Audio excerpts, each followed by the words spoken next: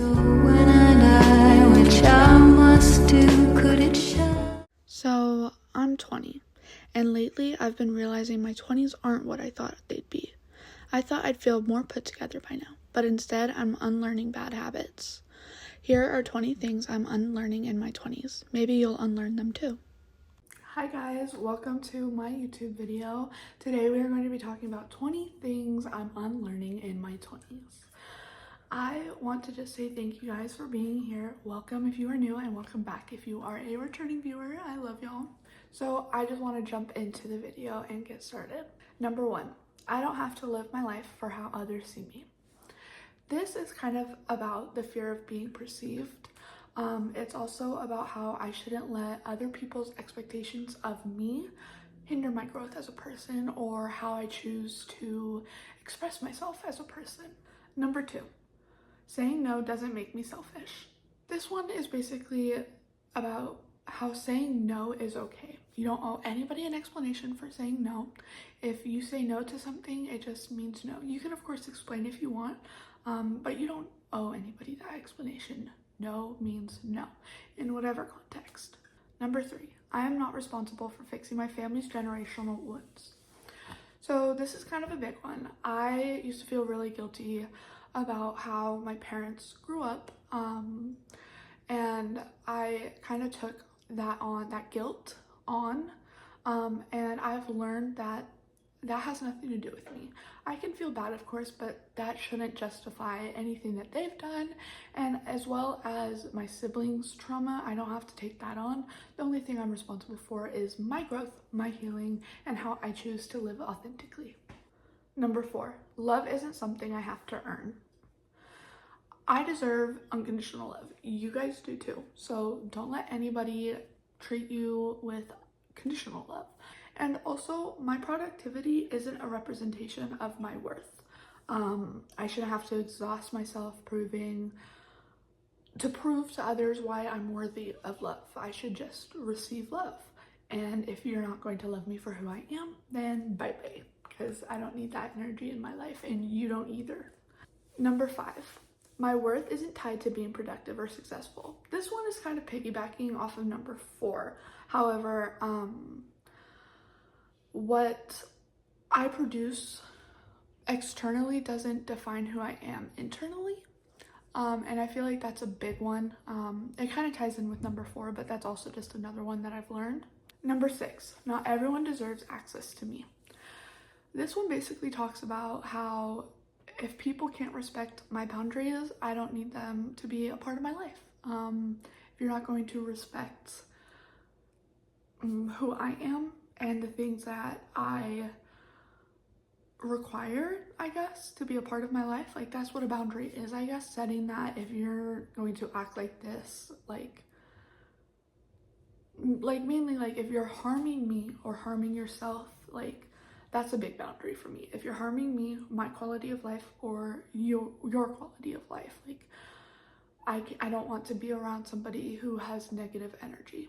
And I think that's just a part of respecting yourself, really. And that's been a hard one to learn. Boundaries, I'm still kind of learning them. But yeah, that's a big one. Number 7, people's opinions of me are not facts about me. This one is huge. I literally had an incident yesterday that I was crying and shaking over because I was so upset. Like, this person was trying to guilt me. I haven't talked to this person in a really long time, but they were trying to guilt me over something of how somebody else perceived me. And I was like, that has nothing to do with me. Like, I pointed it out, of course. I said, you're guilt tripping me. How they perceive me off of one incident is not who I am. So if you're trying to guilt me, I feel no guilt. So, and that's okay. Like, you can point out those things and make people aware of things like that, you know? Like, I see it as you are respecting yourself when you do things like that. Number 8, it's okay to outgrow people, even family. To let family members go is really hard, or to distance yourself from family members is really hard. And it's not something that I've personally done, I guess, yet, but it's something that I'm debating and weighing out, just because And distancing doesn't mean you have to cut them out of your life. It just means you take a step back. And I think it's mainly because those family members and friends even didn't support my goals, didn't support my true authentic expression of myself. And that's something that I value, is authenticity and learning how to be myself unapologetically. And yeah. Number 9, romantic love isn't the solution to loneliness. This is a big one. This is one that I've taken like 18, 19 years to figure out. It's better to be single than in a relationship that does not make you happy. And if you're just in a relationship because you don't want to be lonely, that's a big sign that you should not be in a relationship, in my opinion. That's just my opinion.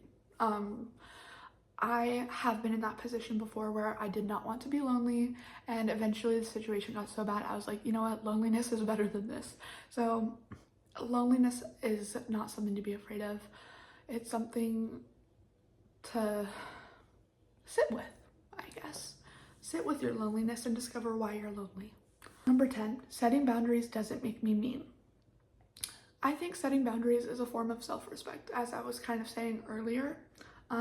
It's a wall of protection against like greedy and disrespectful people, in my opinion, people who want to take advantage of you. Number 11, healing isn't linear, and that's okay. Healing takes time, and there's beauty in that. I think it's so beautiful that as you heal, you get to meet yourself healed, like a new healed version of you each time you heal. And I think that's so beautiful. It's like meeting yourself over and over and over again, even if you tend to backtrack. It's like showing yourself love. Like I think that's the most important part of healing, is showing yourself love and grace, especially if that's never something that you were shown before. But if that was never something that you've been shown, is grace when you, I don't want to say mess up, because I don't feel like you can mess up in your healing journey. There's setbacks, and I feel like setbacks are just a part of it. Setbacks mean that you're like doing something right. Setbacks are like, you can only be set back once you're ahead. So setbacks are a good thing, in my opinion. It means that you're moving along and you're healing, and having a setback is just normal. It's not something to be sad about, and you're trying, so that's great, and I'm proud of you guys for trying. Number 12, I don't have to be strong all the time. I don't have to act like I'm okay when I'm not. And that's been a huge one that I've had to learn, because I feel like in the past, being the strong one and downplaying my emotions or how I feel about situations has kind of kept me small and kept the peace for everyone around me, but did not keep my peace. In fact, it taught me that shoving my emotions deep down was what was best for everyone, when in reality it may have caused less problems, but it was not respecting myself. Number 11, I can rewrite the narratives I grew up with. I have realized that I don't have to be who they told me that I was anymore, or told me who I am anymore. I am my own person, and I have been able to rewrite what success means in my eyes. I feel like before it was very material-based success and outwards appearance that was deemed as successful, and I've been able to rewrite my definition of success, which is awesome and so empowering. And I've also been able to rewrite who I am. Not rewrite who I am, but rewrite the narrative of who I believe myself to be based upon what others have told me in the past. Number 14, it's okay to feel lost. It means I'm growing. Feeling lost means that I've outgrown my old ways of thinking. It means that I'm looking for new ideas, I guess, new directions to go. It means that I've changed as a person. I've died and been reborn like a little butterfly. But anyways, so yeah, I don't think that feeling lost necessarily is a bad thing. I think it means that you've grown and you have a new outlook on life and you've changed, and that's a beautiful thing. Number 15, I don't need to explain my decisions to anyone. This is a big one. I don't have to explain the way that I've dressed. I don't have to explain the way that I do my makeup. I don't have to explain why I took the long way home instead of the short way home. I don't have to explain that. It's my life. Like, I can literally do whatever I want to do without explanation. I'm saying that one towards like the past versions of myself, because that's a big one. I don't owe anybody an explanation for my choices and what I choose to do. If it makes me happy, then I'm going to do it. Within reason, of course. I'm not going to commit a crime, but like, that's morals, I guess. Number 16, I don't have to have my life figured out at 20. This is another big one because I'm still kind of struggling with this, but I've kind of like talked to myself through it, you know? And 20 is like being a baby adult. You're 2 years into being an adult, what they deem as an adult. And so you don't have to have everything figured out. I feel like it's a time for growing, and it's hard when you don't see the behind the scenes lives of people who you think are being successful or what society has deemed as successful, like marriage, having a really good job, having kids, being a mom. Like, this also just goes along with, I have redefined my version of success. So I don't have to have my life figured out at 20, and that's okay. Number 17, rest is productive too. Your body needs time to rest. It's not being lazy. Just like how you do workouts at the gym and you have rest days, your body needs that for life too. Immediately my mind goes to the Bible, how God created the 7th day for rest or something like that. I don't really know, but it said something like that. Your body needs rest. You deserve to rest. Being go all the time and being exhausted and drained is not good for you physically or mentally. So take that rest day. You deserve it. Number 18, I'm allowed to choose joy over guilt.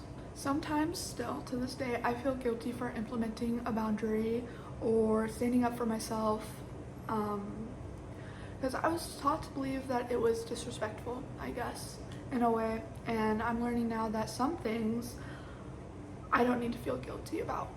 Like, I don't need to feel guilty about respecting myself and standing up for myself. And it's just, I wasn't directly taught, like I wasn't told that implementing a boundary was rude. You know, I wasn't taught that, but I feel like it was shown to me by whenever I tried to hold up a boundary as a kid, even though I didn't really know what a boundary meant as a kid, it was always meant with like, I'm older than you, so you will respect me. And I feel like that's such a disgusting thing to teach children. And again, that's just my personal opinion. Just because you're older than somebody does not mean that you know everything, even if you're talking to a 4-year-old. Because believe it or not, 4-year-olds can teach you something too. Number 19, I can be proud of small steps, not just big wins. Small wins are just as important as the big wins. Let's not get that twisted. Small wins, I feel, are what lead to big wins. They keep you motivated to get to your big wins. Like, the small wins are so important, and it's so important not to downplay your small wins and to recognize them and give yourself the recognition that you deserve for all your small wins. Number 20, I am enough even when I feel like I'm not. I'm enough. Point blank, period. Like, it doesn't matter how productive I am, it doesn't matter how my body looks, it doesn't matter whether my family approves, it doesn't matter. Like, I'm enough all the time. I'm enough. For simply just being a human, I'm enough. I'm worthy of love, and that's my biggest thing that I'm learning right now, is that I'm enough. I'm not defined off of how I dress. I'm not defined off of how I look, how much I weigh, how tall I am, what color eyes I have. None of that matters. What matters is your soul, your heart, and that's all that matters. And if people are going to judge you based off of external things, then they don't need to be in your life. Once again, it matters what's on the inside, in your heart, in your soul. Anyways, if you guys have made it this far, thank you so much. Comment down below things that you guys are learning, no matter what age you are. Like, literally whatever age you are, I want you to go down into the comments right now and comment something that you guys are still learning at whatever age you are. Thank you guys so much for watching. I love you guys so much. Remember to love and respect yourself. Bye.